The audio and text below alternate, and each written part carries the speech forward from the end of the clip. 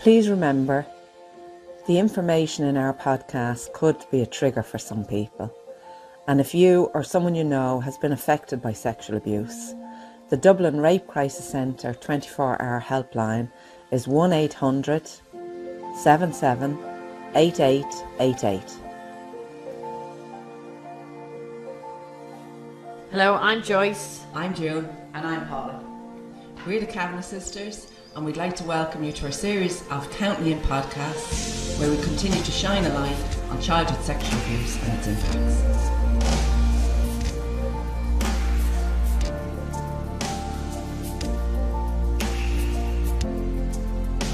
In today's podcast, we'll be talking to Sophia Murphy. Sophia is a survivor of childhood sexual abuse. In July 2018, her father, a 61-year-old former member of the Irish Defence Forces, was sentenced to 18 years in prison. John Murphy pled guilty to the sexual assault and rape of his eldest daughter, Sophia, from the ages 3 to 15.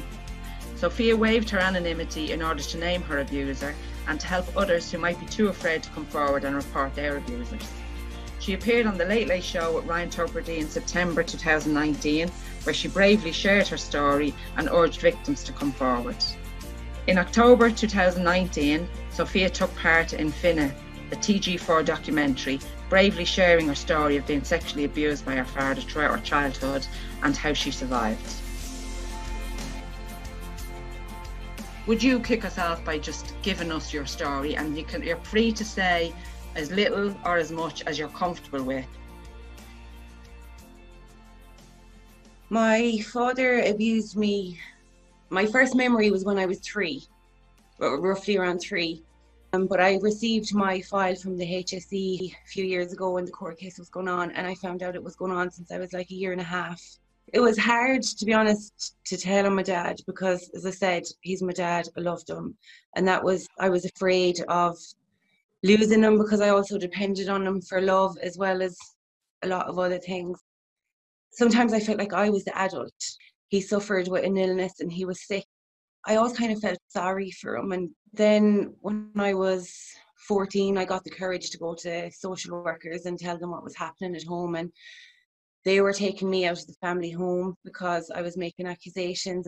And then they were threatening me by taking my sisters out of the family home. Then I retracted the statement. Life went back to normal, but he still abused me even after going to the social workers. I was drinking and taking drugs and not caring what I'd say to people, and I started kind of telling people what was going on in the family home. So my family moved to Foxford in Mayo because they didn't want people kind of finding out, and everything was then forgotten about until 5 years ago. My father abused another child. He denied doing it. So that's when I said, no, he's not going to do to her what he done to me. Me and my sister were talking and she opened up and told me that he also abused her. So we went to the social workers and we told the social workers what had happened and stuff like that. And you know, the horrible thing was is that they were asking us about our kids being safe. And then I was thinking, we've known this for 33 years. We're looking after our kids. Why didn't you look after it? It kind of put us off as if to say, are we doing the right thing? Or are we going to cause trouble? Are we going to cause trouble for our kids? You know, because they went investigating into the schools to see if our kids were doing okay and stuff like that. And is your sister older or younger? She's younger. My sister that I'm talking about, she was adopted when I was 3. And she was allowed to be adopted after there was reports put into the HSE. So that HSE file of him abusing me was already there and they still got to adopt her. There's one part of my file that really, really, really got to me is when I was a year and a half, he admitted to putting his fingers inside me and it said, noted, Mr. Murphy has big hands, advised not to do it again. Oh my God. I know. Oh my God. And when I seen that, I was like, it's like, who do you trust? These people were supposed to protect us and they didn't. When it came then to doing statements and stuff like that with the guards, it was like, it's pulling at you from all angles because I depended on these people when I was 14 and 15, but yet I was still sleeping on the streets, so I wouldn't have to go home. Anyways, when me and my sister went to the social workers, the guards were contacted, and Thomasina, the guard that dealt with the case, came out and to my house and she spoke to us. And then the following day, my younger sister Michaela told us he'd done it to her as well. To hear that he'd done it to my sisters was actually worse than anything he ever put me through, because I knew what it felt like and I hated to think that they felt that way. But then there's a part of my documentary where they bring me to the back of my house where I lived in Galway. And this is the part where my guilt lifted. It's because I stood there in between these two big walls, and as an adult, I could see over them walls. But as a child, I couldn't even reach the top. And that's when I knew no matter how hard I tried or what I'd done, there's nothing I could have done to stop it. Doing the documentary, I think it was one of the best things I ever done, because I got to go back and revisit all those places, and I could walk away from them. I wasn't trapped. I stood outside my house, I stood outside my school, I stood outside my grandparents' house. But I had the choice. To have that is powerful. To be able to say it out loud and to get it out from the pit of your stomach there's nothing that can explain it. Because like, as you know yourselves, when you hold all that down, it's bitter, it's horrible. Like, it's self-harming, overdoses, running away from home, thinking everybody hates you, paranoia. Just so much comes with it. I'm not saying that after the court case everything was easy. It wasn't. It was great for a few days, and then it's like, what do I do now? What have I got to worry about? What next? And then I kind of got angry then, because I was thinking, he's in there safe and we're out here dealing with all this bullshit. How much And then, time did you get so far? 18 years. It's shocking to think that when you finally get the courage to come forward, well, not finally, I mean, you definitely tried all along, but Yeah. to come forward and then they investigate you. Yeah. My God, pretending they're going to do a good job. Yeah. Absolutely disgraceful. How did you even know where to go when you decided to report it when you were young? Yeah, I said it to a neighbour at the time. And the neighbour I said it to, she said to me, I was the one that reported your father when you were a year and a half old. Ah, Jesus. Jeez.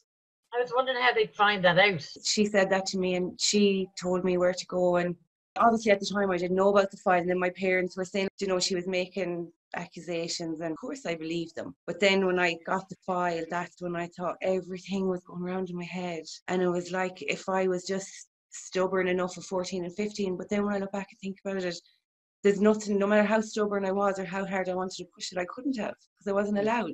It's also realising when you were 14 or 15, it's not like 14 and 15 today. And No. when you're an abused child with trauma, you're not actually 14 or 15 mentally. No. Well, you've actually been conditioned.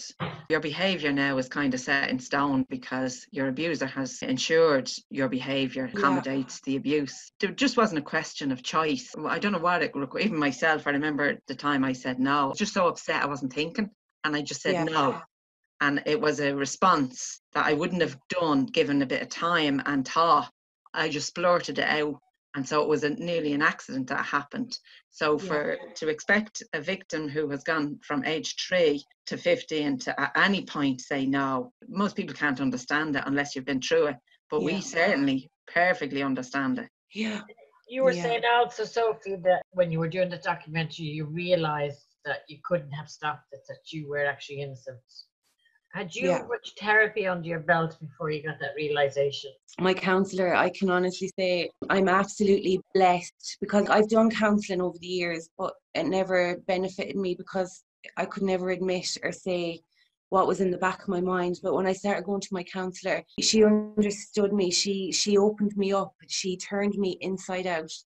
Like, I left some of my counselling sessions and I would be soaked from head to toe in sweat. I'd be wrecked tired. I'd be sitting in the chair and I'd be going back to my childhood and my shins would be freezing. I could feel it.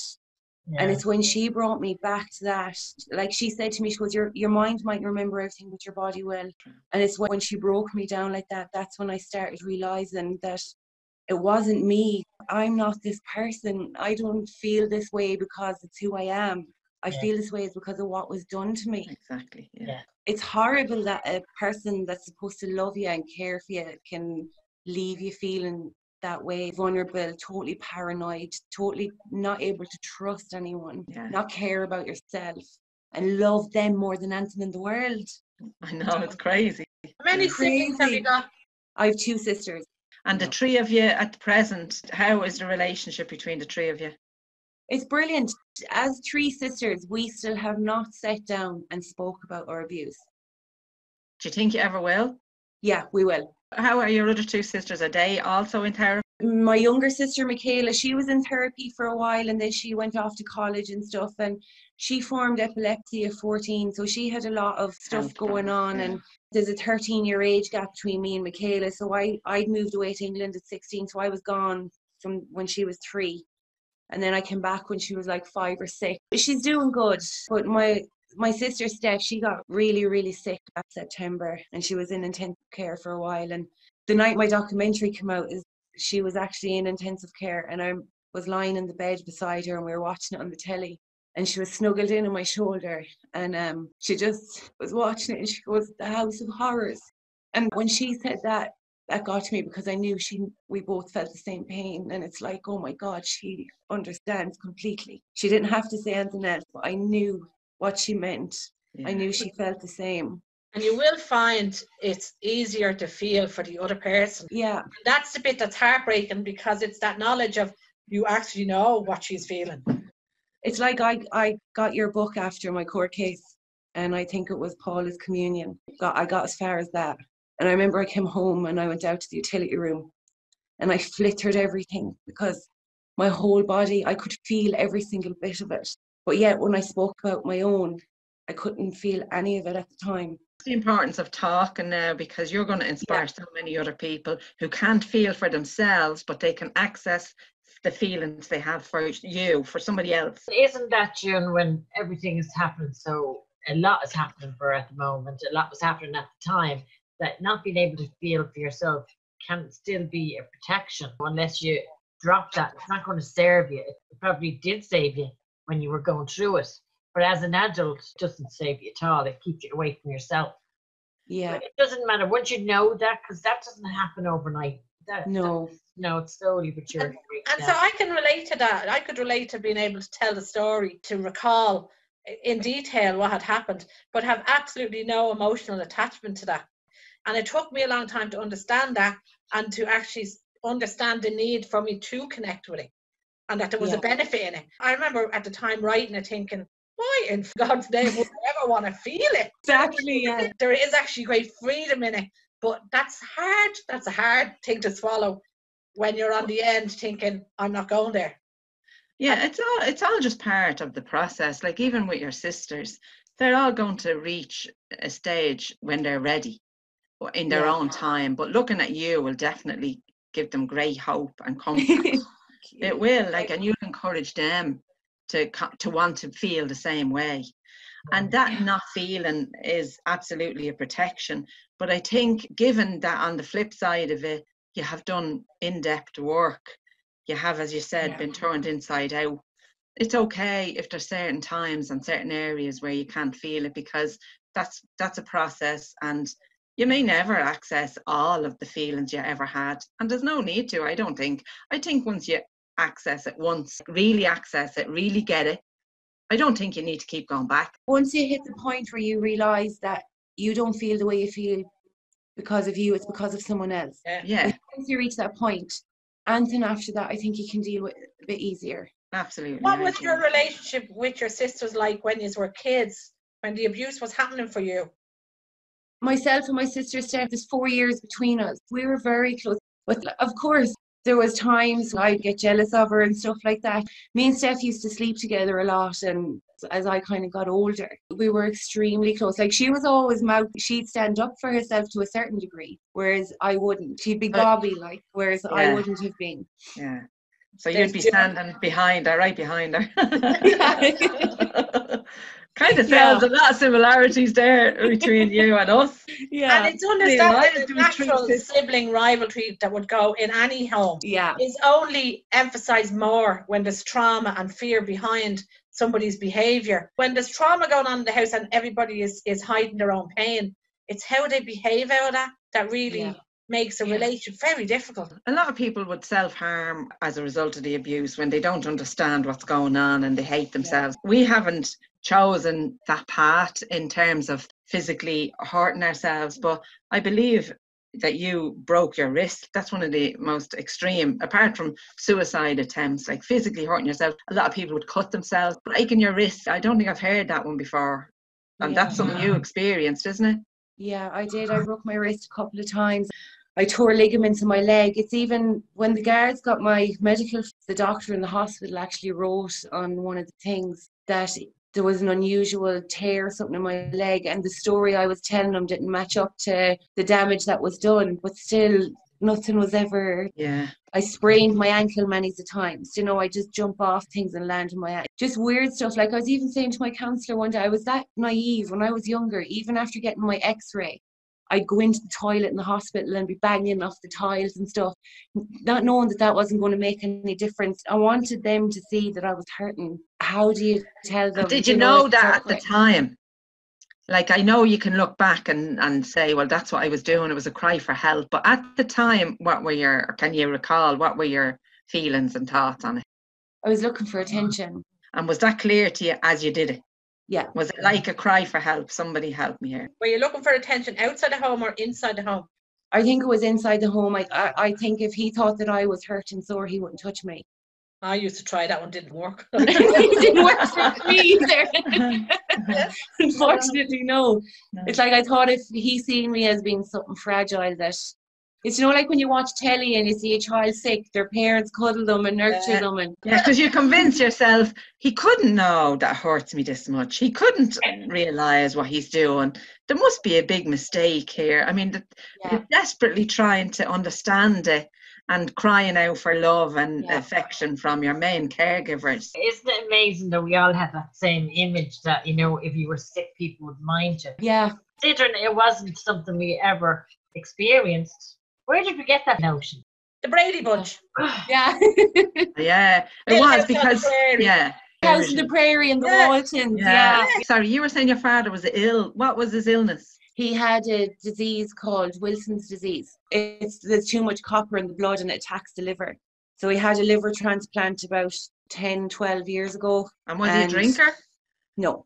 Was he religious? Yeah, in a weird way. Like I used to hear him in bed at night begging God for forgiveness and begging him for help. And I used to think he was begging him to make him better from his disease. And he even used to bring us to faith healers and bring us to prayer meetings and stuff like that. And the longer I spent with my counsellor, the more this stuff, you know, it was just... Fucking ringing a bell, girls. Well, that is one thing we all found. Any abuser, that seems to be the one thing they all have in common, that they're religious in some form or fashion. Yeah. That seems to be where they channel their fear and their anxiety, thinking the only one that can punish them or forgive them is a higher power. Not the people they're actually raping, but the higher power is going to help them. And I think that's where they channel it all, because there has to be a way for them to do what we do, to disassociate and not pay attention to the reality. There's nobody else that they could really talk to about it either, is there, without getting into trouble? But it is something about religion. Like when we were growing up, religion was very fearful. Like they would have had a more fearful experience of religion than we did. Yeah. And we were scared. You'd wonder, because they all had the capacity to read the Bible in a way that suited them and told them what they wanted to hear. I know my father's biggest fear was something in the Bible that told him if he ever harmed a child, he was doomed and there was no coming back. And I know that even came up in court. Yeah. Is your dad still in prison? Yeah. Is he old? He's 63. Do you know what day my dad's birthday is? Well, same day as mine. I don't believe you. Yeah, but no, he's 63 this year. I think he was 61 the year he got sentenced, so he'd be 63 just gone. Yeah. I went to visit him last November. Not November gone, November before that, because my sister Steph got sick that year as well. She got Guillain-Barré syndrome, and she was told that she'd be in a wheelchair. And I went up to the prison because I was just so angry at him, and I told him the damage he'd done. When I went to see him in the prison, when I was leaving, he put his hands out to give me a hug. And I remember he just put his hand on my shoulder. And there was part of me that just wanted to grab him. And I said, if I hug him, I'm not going to want to let go. And I knew he could feel that off me, and that kind of agitated me. And it's only in the last couple of months I realised that is because I feel like he thought that he was in control by me going in there and me walking away crying. if that makes sense. Yeah. Have you ever considered doing restorative justice with him? What does that mean? It's a process whereby you would sit face to face and get the opportunity to ask him questions. Now, the fact that you've already been in with him and that there is that open communication would probably make that an ideal situation, because it'd be supervised and it would be controlled. You might not feel the need. I'm just curious, did you ever feel the need to do, or would you feel the need to do that? I often think that, what was I to, and why did he do it? Why this, why that, and why the other? But I don't think that he realises that himself yet. Right. Because I don't think my dad is sorry for what he done. Yeah. I think he's just sorry for the damage he's caused. We were just interviewing a woman, Dr. Marie Keenan, who works in the field of restorative justice and helps organise and put people together. And before they would meet up, she would meet with you as many times as is needed to find out what exactly you would like to know, what you expect to get, and how you would feel if you didn't get it. And she would go and do the similar with him. So before she would even organise the meeting to come together, she'd have a fair idea if both of you are going to get your needs met. Yes, but as Sophie's just said, she doesn't even feel he's there yet. No, I know, but you see, if the questions were put to him in a pre-arranged meeting, but she would meet with him, and by putting the questions to him, Joyce, is what I'm thinking, she would start the ball rolling in terms of him having to think about that, because he knows he's going to be having to answer it in a meeting with Sophia. Yeah. I'm just curious. I mean, would it even be something that would benefit you or you'd want to do? I can honestly say I've asked myself that question a million gazillion times. Why? I actually think it would do you quite good now at this stage. You're strong enough and you've been through enough. I think in our case, we wouldn't have ever got the opportunity to do that. If you can get the benefit of something like that, why not do it if it's available to you? Yeah. I personally would think it's too early, because he's only gone 2 years and you're still doing her own work. He's 5 years inside now, though. Oh, is he? Yeah, because he got 5 years. It was 5 years for the first case. So he was serving time when our court cases came up. But he's only in Arbor Hill, I think, 3 years. And is he in a programme? I'm not sure. When you reported the abuse and they start querying if your children were okay and then investigate, went to the schools and all that, are we talking about tussling? Yeah. Because I'm also thinking, like, apart from the investigation, allowing the adoption of your sister to go forward when they've had it reported, what a disgrace now. They allowed the adoption of your sister to go ahead after it was reported that he had been abusing you. Yeah. And now they're querying what are you doing to protect your children? It makes me so mad. You know, it's frustrating. Yeah. Yeah. The mere thoughts of them putting down on a report that he was advised because of the size of his hands. Yeah, his fingers were very big. Him into his child. Yeah, those fingers are huge. Don't do that again. Yeah, I know. For fuck's sake. It's shocking now. It's just shocking. It is. When I seen that, honest to God, I got sick in my mouth. I did. Yeah. It was like, oh my God. That incident you said happened when you were 1.5. Yeah. But you said something about you were going to when you thought it was 3. So what happened at 3 that you had a memory? That's when I had my first memory on the bus. And when it came to court, they said that that's all they could only go back as far as that, because they could only go by what I remembered. They couldn't go by the file or anything. They could only take my statements from what I told them. Even that is disgraceful. Just because you can't remember it, he gets away. Yeah. It's the best sentence I've heard of in Ireland. I remember when the judge said, this man deserves nothing less than life sentence. And I remember looking around at Thomasina, the guard, and I was like, oh my God, he doesn't fucking deserve that. That's when I realised how bad it actually was. Yeah. He got me again then, because it's like they're taking my dad away and he's holding out his hand and looking at me roaring, crying. And I'm sitting there feeling sorry for him. Yeah. You know, it's she like... was the same. Sophie, talk us about your experience of actually going and making a statement. For other people, I think it'd be very interesting for them to hear, because ours was so long ago. Yours is a lot more recent. So what was it like for the whole start of the process, for you going in, making your statement, and then what happened before you got to court? My statements took over 2 weeks. Some days I was in there 10 hours, some 12 hours. It was really, really, really hard. And at the time, I hadn't done enough of counselling to feel the abuse. Yeah. So it's like when I was giving my statements, I'd be saying, oh, he would touch you in the boob, or he would touch you in the ass, or he would do... When I'd be saying you, I was meaning you touch me. And now to be able to say that it was me, it's like that in itself is powerful. Yeah. But in the statements, it's like I was in there reading a story about somebody else. Yeah. But I was going to counselling at the time, but I wasn't at it long enough. But I'm so lucky the guard that I dealt with, she was amazing. She was absolutely fantastic. And then after that, when you give your statement, you're like, oh, brilliant, that's it now, everything is over. Court is going to be next week and this, that and the other. But no, obviously it doesn't work that way, as you know. Yeah. I think in between the statements and in between court, that's where I was being pulled back and forth, because before he got jail for the other case, he tried to attempt suicide. He tried to set himself on fire. He tried to cut his penis off. He tried to do, but that was all to get us to feel sorry for him. Right. And then he had contact with one of his family members, and he was telling them that he was being harassed in prison. But he knew that that would upset us. Yeah. You know, so he was pulling at us from one angle, and even though he was in prison, he still had control over us without us even realizing it.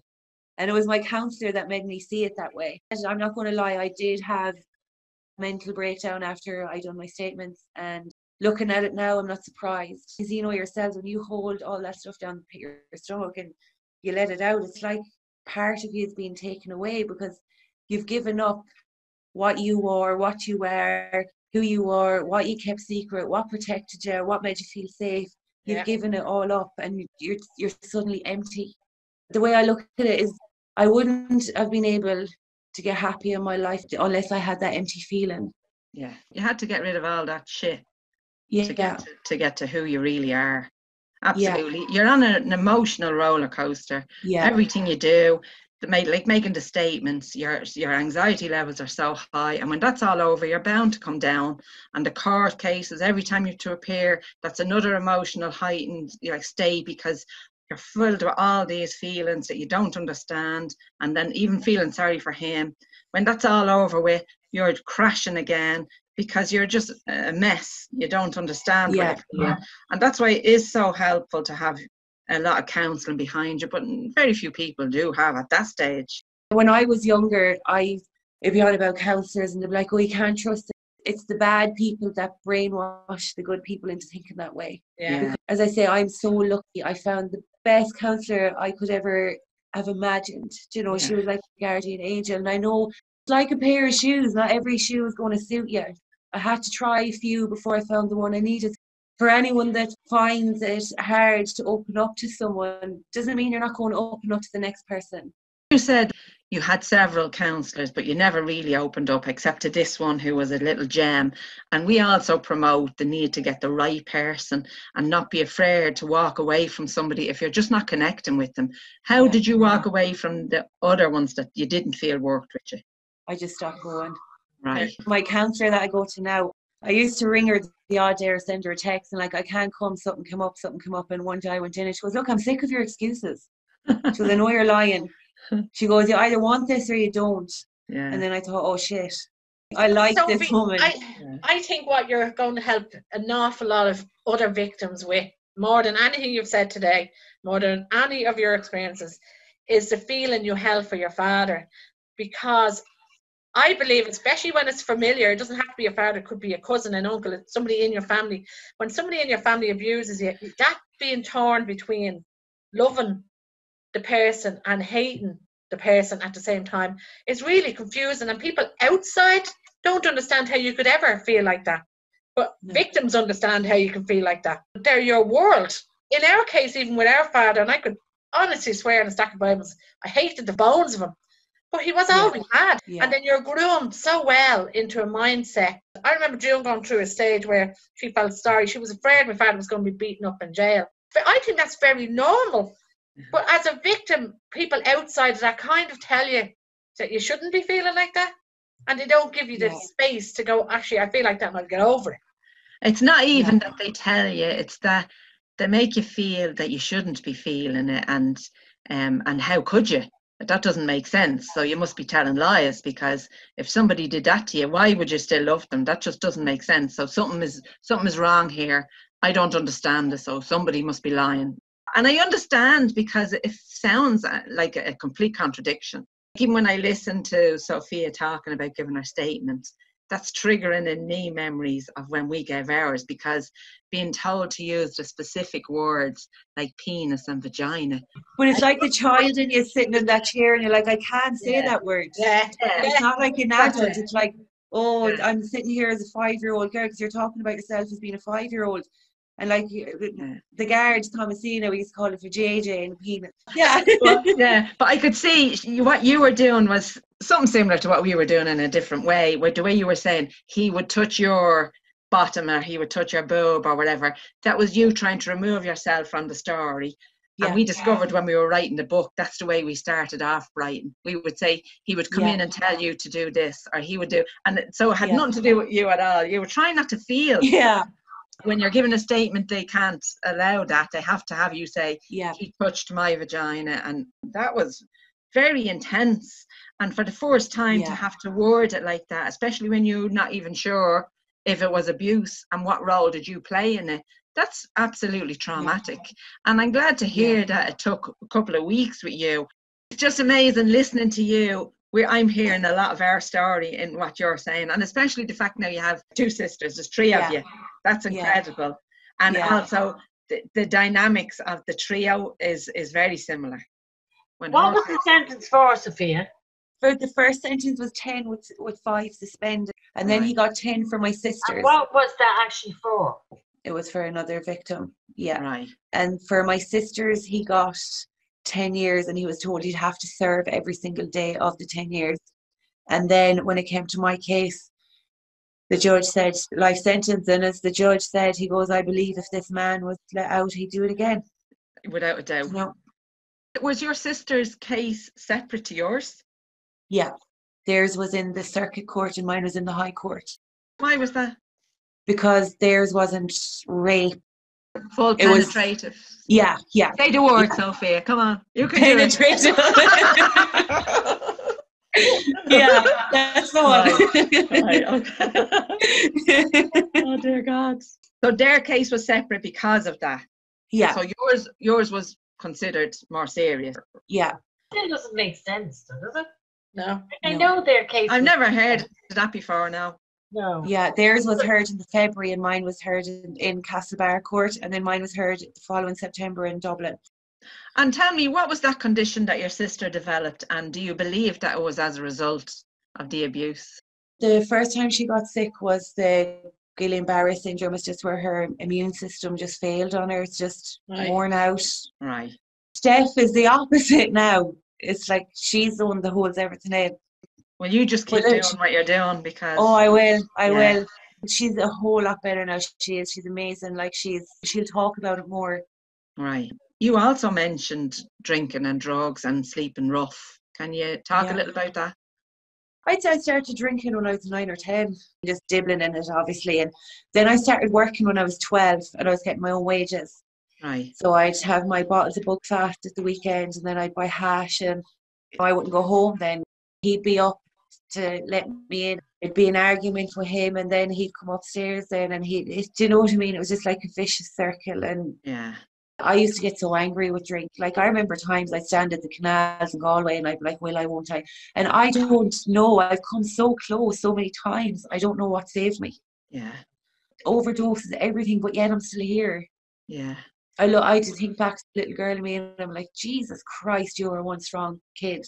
Fair play. Absolutely amazing. Yeah. Yeah, I'd be sleeping rough. It was tough, it was. But I'd go home then in the mornings, and Michaela was a baby at the time, and I just used to get such comfort knowing if she wasn't at home, I don't think it would have been as easy to go home too. Right. You know, it's like she came along when I was 13. I think to myself, did she come along to save me? It was her I tried to protect. She kind of kept me going back to the house. And is she anything like you were? No, thank God. Can I ask you a question, Sophie? When you were going through therapy, when you were going through and dealing with your stuff, did you find it easier to deal with your stuff, your abuse, as a child, and more difficult as you were a teenager? Yeah. Because the child is you can kind of say, okay, they were innocent, but the teenager is more difficult, isn't it? Yeah, a lot more. It's because I think It's like my counsellor said to me before, can you define yourself between an adult and a child? I'm like, no. When you're a teenager, you think you are an adult. Yeah, and you think you are. When you're an adult, you think you're a child. Yeah, but that's it. Yeah. And that's why, like, most victims of childhood sexual abuse, wherever their external circumstances, psychologically, the impacts are nearly identical. We can all relate so much to each other's impacts, the way, psychologically it changed you. It really is incredible to think that with all of this understanding that's gone on, unsaid, unknown, unwritten. It's more about, Sophie, when you come out and you tell your story and you tell it with all the detail. And unfortunately, that's what has to happen for other people to go, oh my God, that's me. She's talking about me there. Yeah. But without the detail and trying to be nice and skating around stuff doesn't serve anybody. When we come out and we talk about it in the reality of what it was, that's when people can sit and go, okay, I get that now. I have a right to speak up now. Because there is that confusion when you're a teenager being abused. How much of it do you own? You're already mentally screwed by then. It makes you more think that, oh my God, I'm as responsible as him. I'm as sick as him. Yeah. If it wasn't for me, this wouldn't happen. Until you realise it has nothing to do with you. That's one thing I want to say as well is I sat in front of my counsellor for half an hour and she was like, just get it out. And I said to her, I was having orgasms when I was 3, 4, and 5, as far back as I can remember. And I said, does that mean that I liked it? No. And she was like, no. She goes, that's just your body's natural way of reacting. When she said that to me, honest to God, it was like, it's hard to explain. It's because it took that away from me as well, that I didn't want it. Yeah. And like I was saying to her, like I was faking orgasms when I was 8, 9, and 10 to make him stop. Because I knew then once I'd done that clench, because it was so powerful in my small little body, he'd stop because he'd got what he wanted. And you can understand how deeply personal that is and how that would stop people from ever talking about it. It's so private, it's so personal, and it just feels like now it's been ruined because now it's attached to guilt and shame and something wrong. How you would go the rest of your life, well, certainly your sexual life is in the crapper. There's no way of avoiding it if you don't ever open up about this stuff. I mean, that's an amazing statement, and that's going to help so many people know it's okay. It's perfectly normal. It's not your fault. It's not that you liked it, wanted it, got anything out of it. It's just your natural physical reaction to a stimulus. I do remember thinking I never had an orgasm, that there was something wrong with me. And when I looked into it, like I remember the time I bought a vibrator and nearly broke my hand, battery went dead, the whole lot, and nothing was happening. And I discovered Here's your twin. I discovered that I did have an orgasm very young, and I was so ashamed of it. That's when I left my body, and I never returned. Even now, I have to struggle to get back there. But it was out of taking ownership of something that wasn't mine, and the lack of understanding that your body does react. That's nothing to do with you liking it, wanting it, or anything else. But we would have never discussed it. And even in counselling, like, it took me a long time to realise, and it was only listening to other women in the group explaining sexual experiences that made me realise, Jesus, like, there's something wrong here. Made me then actually investigate it. It's so sad. It's just so sad. Well, look, the good thing is that it's sad enough as it might be. I think it's great that we can sit here and have a conversation. Isn't it? Open conversation. Absolutely. There's no shame or blame, and this is quite normal, and it is normal. It is. And you would be in the same position as us, Sophie, that you were abused so young. We were trying to look at how we got where we are today, say, and we were trying to dissect all the steps we took, and we didn't know because we didn't keep record. But we did kind of think, if you were raped tomorrow, it would be dreadful. I'm not trying to diss that, but it was an awful experience. But listen, I'm Sophia now, though I know I need to get back to myself. But in our situation, like yours, there is no self to get back to because it's happened so young. you hadn't even formed. So it's about it's not rediscovering who you are, it's actually discovering you and making you.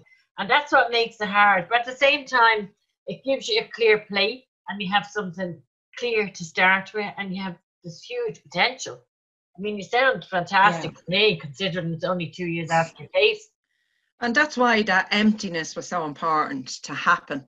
Remember you said that after you shared, you just felt so empty. That had to happen because you had to really go back to basics, go back to scratch and start building Sophia and who you wanted her to be and who you're happy to be. But can you tell us now, Sophia, in any way you can possibly describe it, what you believe the benefits are of coming forward and speaking out? Oh my God. I know that's a lot. It's like you're almost giving birth to yourself, if that makes sense. You're giving yourself a chance at the life that you want and you deserve. And you're taking your control back. You don't get it back straight away. And sometimes, I don't know, will you ever get it back completely? But the main thing for me was to be able to look at myself and say, you done nothing wrong. That was the one main thing for me. As I spoke about the orgasms, it was that, it's like that I done absolutely nothing wrong. And as I say, to empty your stomach from all that it's powerful. There's not a word it's in the world that can describe it, because as you say, you've carried it for so long. Yeah. It's just the burden being lifted off you. It's amazing. It is. It's my relationship with my daughter changed as well. Yeah. It's because I wasn't as protective, or protective mightn't be the word. I wouldn't have been as frightened, maybe, would it be? Yeah, frightened, or like if there was anyone around her, kept watching, do you know, that sort of way. I think you do stifle your kids, especially your daughters, and it's all under the guise of protecting them, but it's just fear that you couldn't handle. And at the same time, like, we should know. I always felt like we as victims grew up with this. We should know. And we wouldn't. It doesn't come automatic that, you know, if your daughter was abused, you'd know about it. It doesn't work like that. No. The first thing that came into my head when I found out my father abused someone else was like, oh, Sarah. Oh, shit. Did he do it to Sarah? Yeah. I have Sarah. She's amazing. Like, she's just so strong. She's just like, there's no one in this world that would like take and eat it out of her. You know, she buys and sells me half the time. But I said it to her, and I said, I have to ask her. And she's like, would you go away? If he came near me, I'd kick him in the face. You know? Yeah. And when she said that, that's when I knew. She didn't even have to think about it. Yeah. Yeah. But she got that strength from you. I see that now. The day I came back from court, she was standing at the front door and she was like, Mom, I'm so, so proud of you.